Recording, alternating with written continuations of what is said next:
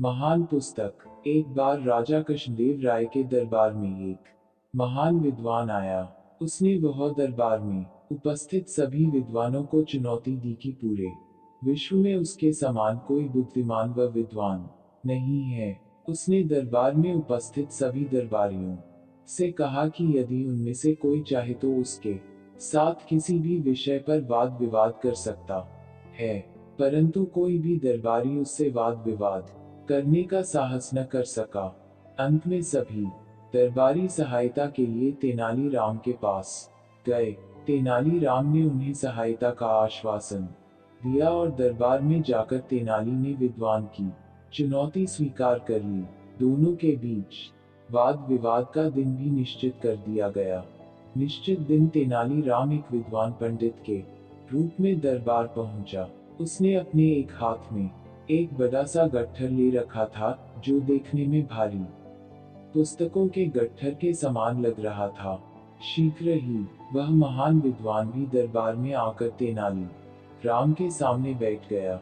पंडित रूपी तेनाली राम ने राजा को सिर झुकाकर प्रणाम किया और गट्ठर को अपने और विद्वान के बीच में रख दिया। तत्पश्चात दोनों वाद विवाद के लिए बैठ गए। राजा जानते थे कि पंडित का रूप धरे तेनाली राम के मस्तिष्क में अवश्य ही कोई योजना चल रही होगी, इसलिए वह पूरी तरह आश्वस्त थे। अब राजा ने वाद विवाद आरंभ करने का आदेश दिया। पंडित के रूप में तेनालीराम पहले अपने स्थान पर खड़ा होकर बोला, विद्वान महाशय, मैंने आपके विषय में बहुत कुछ सुना है। आप जैसे महान विद्वान के लिए मैं एक महान तथा महत्वपूर्ण पुस्तक लाया हूँ, जिस पर हम लोग वाद विवाद करेंगे।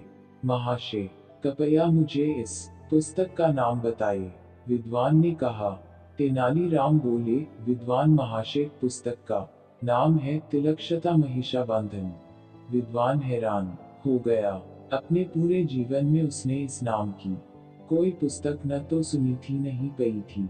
वह घबरा गया कि बिना पढ़ी सुनी हुई पुस्तक के विषय में वह कैसे वाद विवाद करेगा।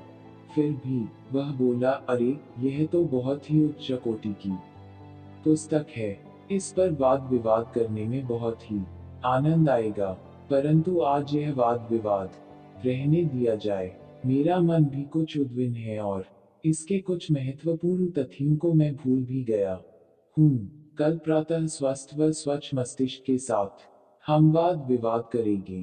तेनालीराम के अनुसार वह विद्वान तो आज के वाद विवाद के लिए पिछले कई दिनों से प्रतीक्षा कर रहा था, परंतु अतिथि की इच्छा का ध्यान रखना तेनाली का कर्तव्य था, इसलिए वह सरलता से मान गया। परंतु वाद विवाद में हारने के भय से वह विद्वान नगर छोड़कर भाग गया। अगले दिन प्रातः जब विद्वान शाही दरबार में उपस्थित नहीं हुआ, तो तेनालीराम बोला, महाराज, वह विद्वान अब नहीं आएगा। वाद विवाद में हार जाने के भय से लगता है वह नगर छूटकर चला गया है। तेनाली, वाद विवाद के लिए लाई गई उस अनोखी पुस्तक के विषय में कुछ बताओ जिससे कि डरकर वह विद्वान भाग गया। राजा ने पूछा। महाराज, वास्तव में ऐसी कोई भी पुस्तक नहीं है, मैंने ही उसका यह नाम रखा था, तिलक्षता महिषाबंधन। इसमें तिलक्षता का अर्थ है शीशम की सूखी लकड़ियों और महिषा बंधन का अर्थ है वह रस्सी जिससे भैंसों को बांधा जाता है। मेरे हाथ में वह गट्ठर वास्तव में शीशम की सूखी लकड़ियों का था, जो कि भैंस को बांधने वाली रस्सी से बंधी थी। उसे मैंने मलमल के कपड़े में इस तरह लपेट दिया था ताकि वह देखने में पुस्तक जैसी लगे। तेनाली राम की बुद्धिमत्ता देखकर राजा व दरबारी अपनी हंसी नहीं रोक पाए। राजा ने प्रसन्न होकर तेनालीराम को ढेर सारे पुरस्कार दिया।